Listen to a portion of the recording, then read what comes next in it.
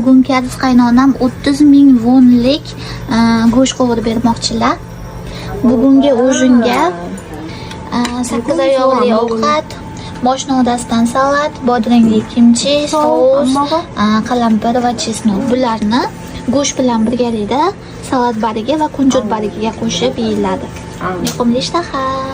Voh, o'ldirsa ham go'sht o'ldirsin. Bu Koreyaning mol go'shti juda ham qimmat Koreyada. Boshqa davlatdan keladigan molga qaraganda Koreyaning mol go'shti juda ham qimmat.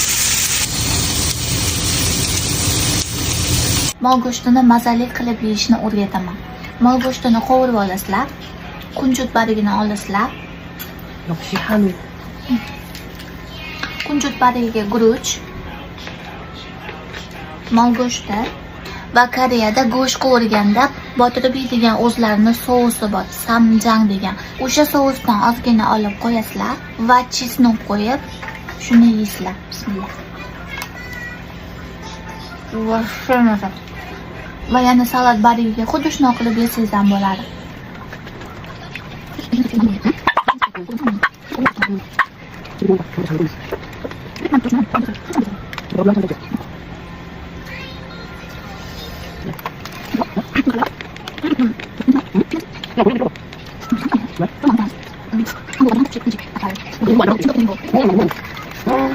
엄마. 엄마. 문 닫아. 응. Go'shting ozgina qopdi deb yana ozgina qovurib beryaptilar. Chunki bu go'shtni pishirib sirazu yesa mazali bo'ladi. Hammasini pishirib olib sovutib yesa bemaza bo'ladi. Shuning uchun ozginadan qaynonam pishirib beryaptilar.